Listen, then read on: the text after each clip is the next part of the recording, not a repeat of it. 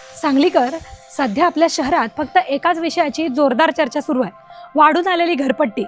त्याची तक्रार कुठे आणि कशी नोंदवायची यासाठी ही रील शेवटपर्यंत बघा आणि वाढीव घरपट्टीची कारणं सुद्धा जाणून घ्या. सर्वात आधी हे समजून घ्या की मनपा अधिनियमानुसार दर 5 वर्षांनी शहरात पुनर्सर्वेक्षण होणं बंधनकारक असतं. आपल्याकडे अनेक वर्ष हे झालं नव्हतं, त्यामुळे जुनेच दर सुरू होते. पूर्वी भाडे मूल्यावर आधारित घरपट्टी होती, पण आता फेब्रुवारी 2025च्या अधिसूचना परिपत्रकानुसार नुकतेच आपल्या आयुक्तांनी रेडी रेकनर म्हणजेच भांडवली मूल्यावर आधारित घरपट्टी आकारली जाईल हे जाहीर केलं.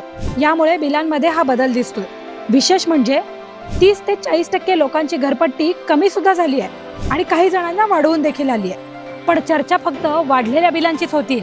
तुमचं नवं घरपट्टीचं बिल पूर्ण वाचा, कारण या बिलावर तुमच्या घराचा फोटो, घराच्या प्रत्येक कोपऱ्याचं अगदी अचूक मोजमाप आणि त्यानुसार आकारलेला दर अशी सर्व सविस्तर आकडेवारी दिलेली आहे. जर तुम्हाला वाटलं की ही मोजमाप किंवा माहिती चुकीची आहे तर घाबरून जाऊ नका. तुम्ही यावर रीतसर हरकत किंवा तक्रार नोंदवू शकता.